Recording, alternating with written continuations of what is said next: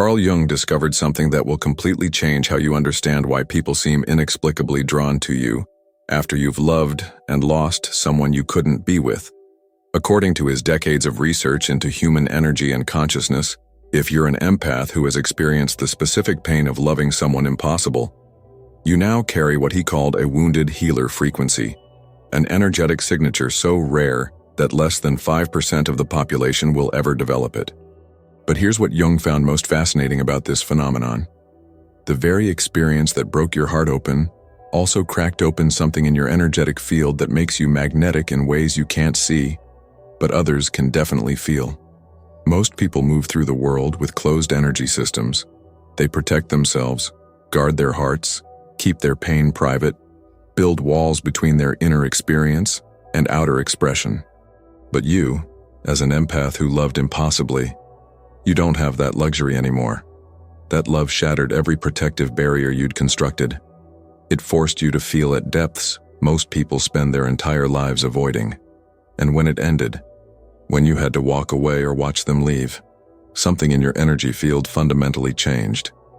You became transparent in a way that's both vulnerable and powerful. Jung observed that people can sense this quality in you even if they can't articulate what they're sensing. They feel safe around you in ways they can't explain. They find themselves sharing secrets they've never told anyone. They open up about pain they usually hide because something in your presence gives them permission to be authentic. You've probably noticed this pattern. Strangers tell you their life stories in coffee shops. People seek you out when they're struggling.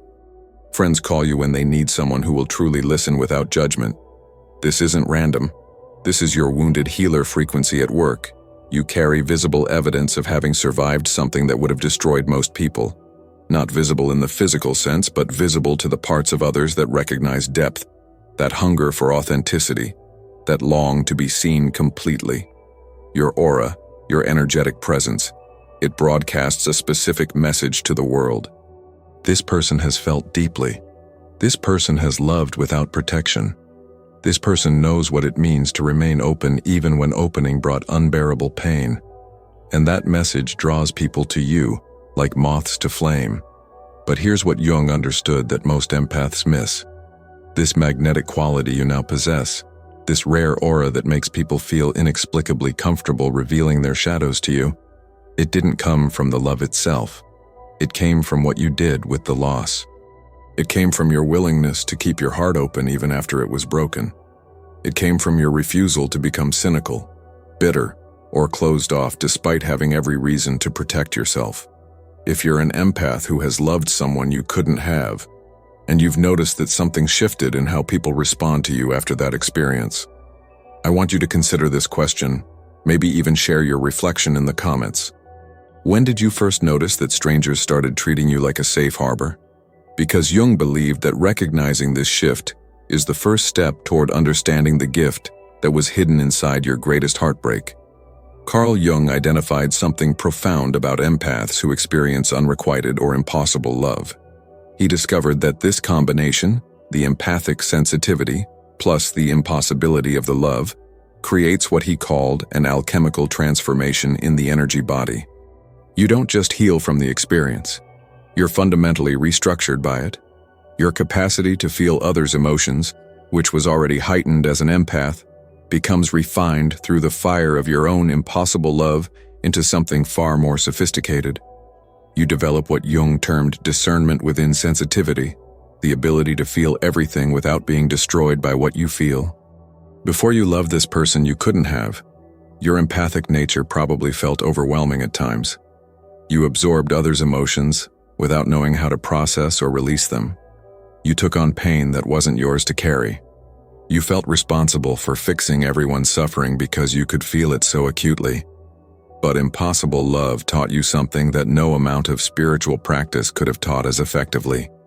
It showed you that you can feel someone's entire universe, know their depths completely, love them with every particle of your being, and still not be able to save them or change their circumstances or make the relationship possible. This lesson, as brutal as it was to learn, gave you a superpower that most empaths never develop. You learned to hold space for pain without needing to fix it. You discovered you could witness someone's struggle without absorbing it as your own.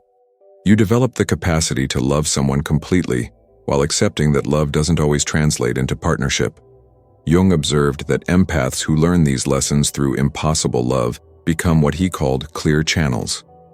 Energy moves through them rather than getting stuck in them. They can feel deeply without being flooded. They can connect profoundly without losing themselves. Think about how your empathic gifts functioned before this impossible love. Now consider how they operate after. There's a difference, isn't there?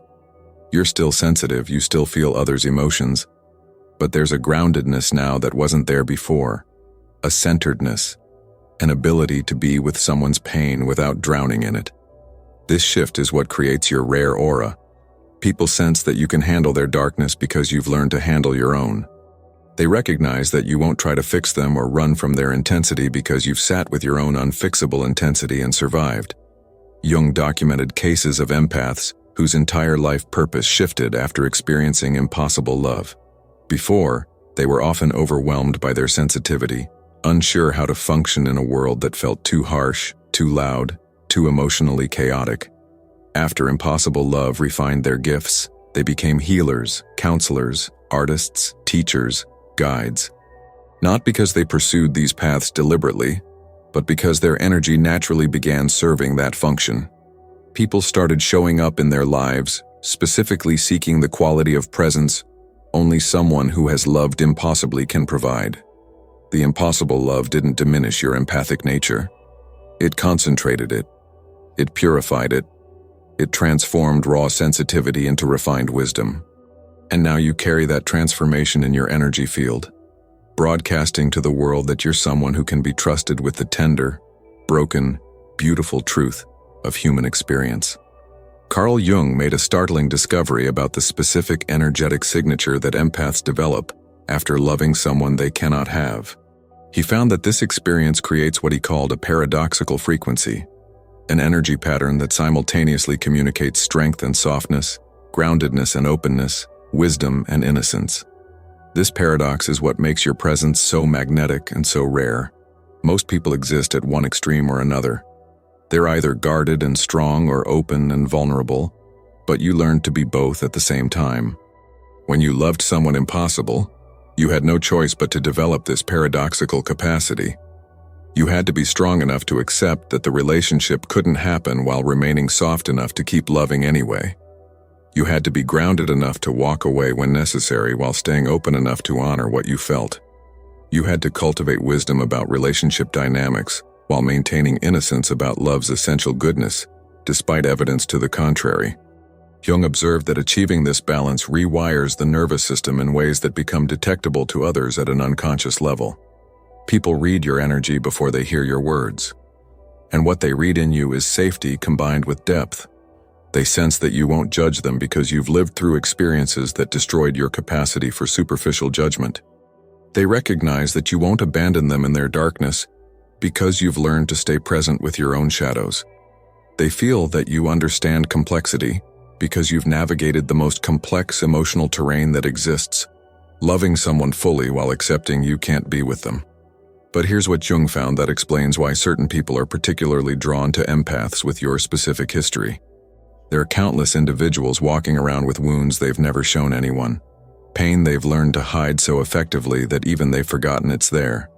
They function, they smile, they go through the motions of life, but beneath the surface, they're carrying unprocessed grief, unspoken truths, unfelt feelings. When these people encounter someone with your rare aura, something in them recognizes a person who might finally be able to witness what they've been hiding. Your energy doesn't just say, "I can handle your pain." It says, "I have loved so deeply that nothing you share will shock me. I have felt so completely that your feelings won't overwhelm me. I have remained open through experiences that would have closed most people down, so your openness won't frighten me." This is an extraordinarily rare message to broadcast, and the people who need to hear it will find you without either of you understanding why. Jung believed that empaths who develop this quality often feel like they've become emotional magnets, attracting people in crisis or transformation. But he emphasized that this isn't a burden unless you make it one. It's actually evidence that your impossible love transformed you into a living sanctuary. Your energy field has become a space where others can finally breathe, finally feel, finally be honest about the beautiful mess of being human. The love you couldn't keep in relationship form is now flowing outward as a gift to everyone who encounters you. Carl Jung identified a shadow pattern that empaths with impossible love histories must learn to navigate. He discovered that the same rare aura that makes you magnetic to people seeking authentic connection can also attract individuals who want to drain your energy without reciprocating. Because you learn to love without receiving, because you develop the capacity to give without expectation of return, you can fall into patterns where you offer your healing presence to people who take endlessly without ever offering you the same quality of witnessing you provide for them. Here's the difficult truth Jung uncovered. Your impossible love taught you to be comfortable with giving more than you receive. It normalized loving someone who couldn't love you back in the way you needed. And while this developed beautiful capacities in you, it also created a potential blind spot. You might find yourself in friendships or new relationships where you're always the one listening, always the one holding space, always the one being strong for the other person, while your own needs remain unmet. The pattern of your impossible love recreates itself in new forms, unless you consciously interrupt it. Jung called this the wounded healer's trap. You've become so skilled at being present for others' pain that you forget you're allowed to have needs too. You've become so accustomed to one-sided emotional labor that it feels normal to be the giver while others remain receivers. You've developed such capacity to love people where they are that you stop asking them to meet you where you are. This isn't sustainable. And Jung warned that empaths who fall into this pattern often burn out, become resentful, or end up feeling more alone than people who never developed empathic gifts at all. The question Jung would ask you, and I want you to really sit with this, maybe even share your honest answer in the comments if it resonates, is this: are you using your gift to serve others' healing? Or are you using others' need for healing to avoid dealing with your own unresolved pain from that impossible love? Because sometimes helping others process their emotions becomes a sophisticated way of avoiding your own. Sometimes being the strong one for everyone else is easier than admitting you're still carrying wounds that haven't fully healed. Jung found that healthy wounded healers maintain what he called permeable boundaries. They can open to others' pain without absorbing it. They can offer presence without sacrificing their own needs. They can be generous with their gift while also being discerning about who receives it.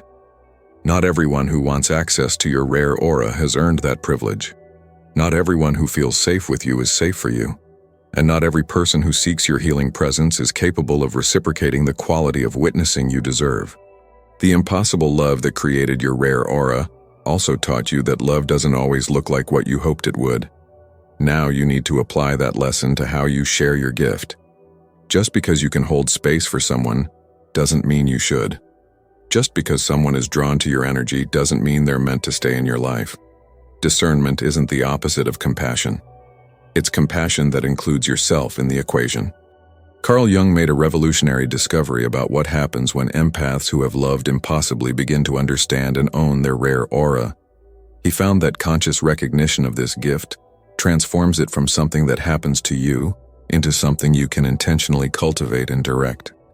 Once you understand that your energy field carries this specific signature, once you recognize why people are drawn to you, you can begin making conscious choices about how to use this extraordinary capacity.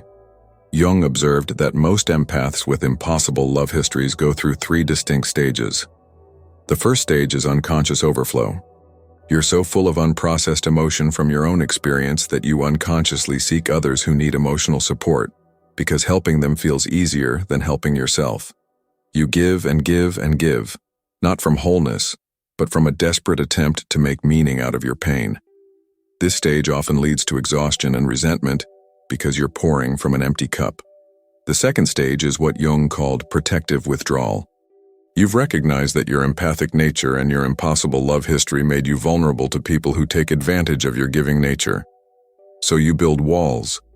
You become selective to the point of isolation. You protect your energy so fiercely that you stop sharing your gift at all. This stage feels safer than the first, but it's equally unbalanced.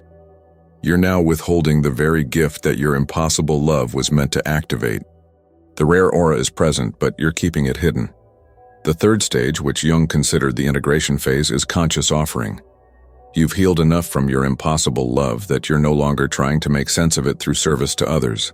You've established boundaries strong enough that you're no longer afraid of being drained. Now you can offer your rare aura as a conscious gift to people who are ready to receive it with respect and reciprocity. You become selective not from fear but from wisdom. You share your presence generously with those who honor it and protect it from those who would exploit it.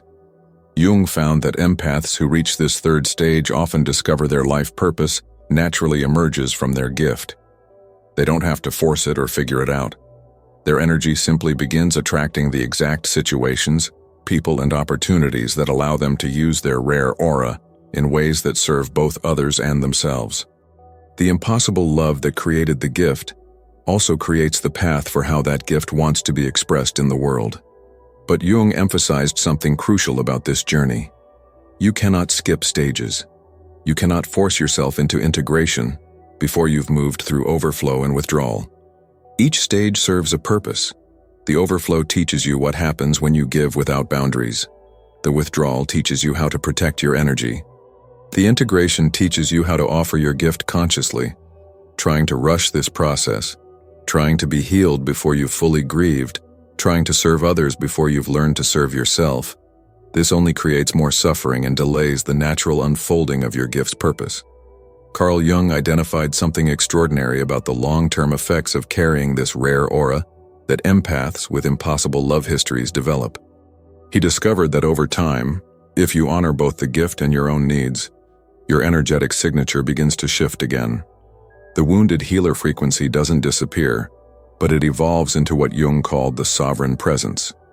You maintain all the depth, sensitivity, and capacity to hold space that your impossible love developed, but you're no longer defined by the wound.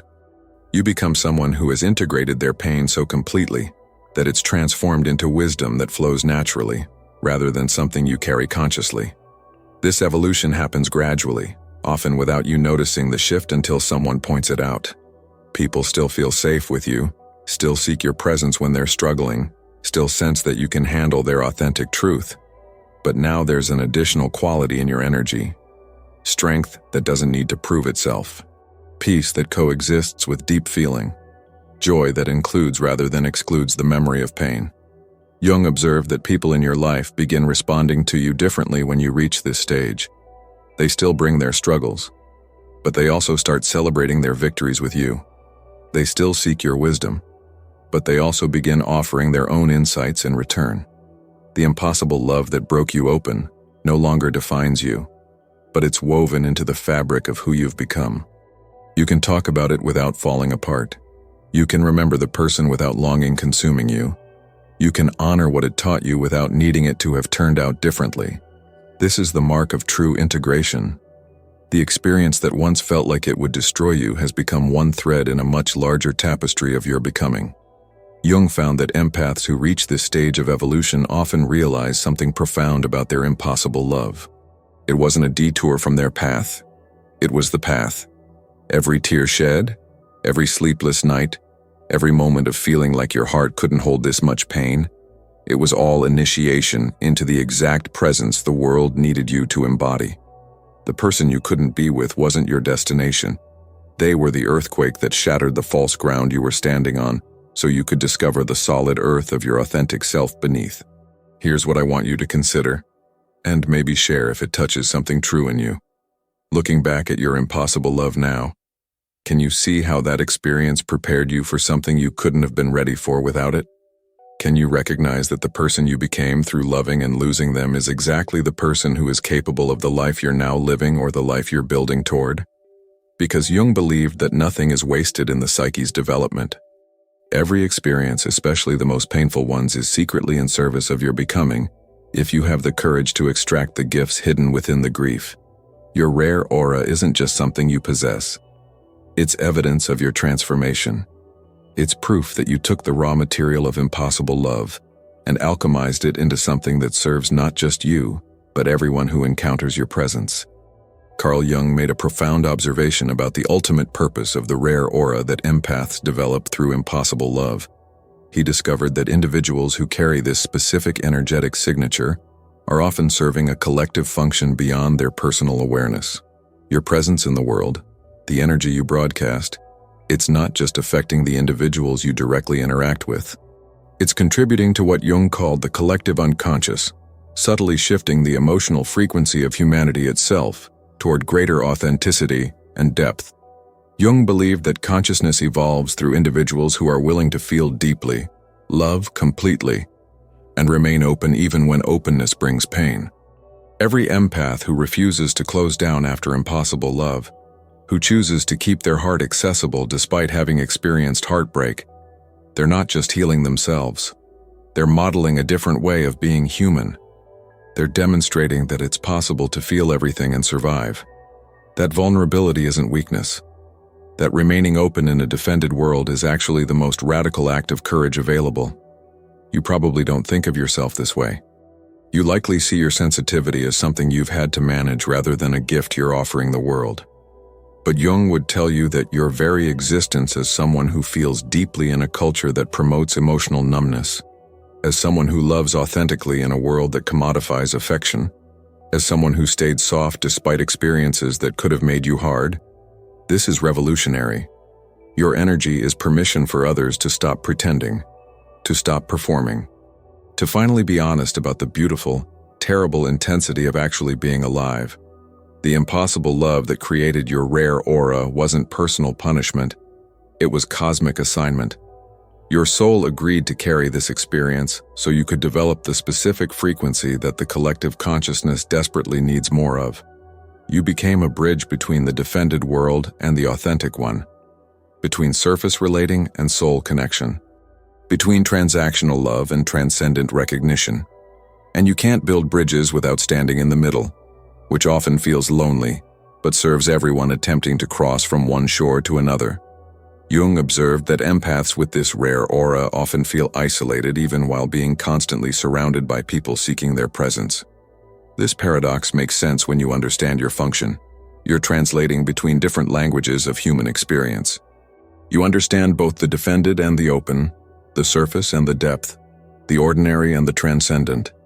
This ability to hold multiple frequencies simultaneously is precisely what creates your gift. But it also means you exist in a space where few others can fully meet you. But here's what Jung found hopeful about this pattern.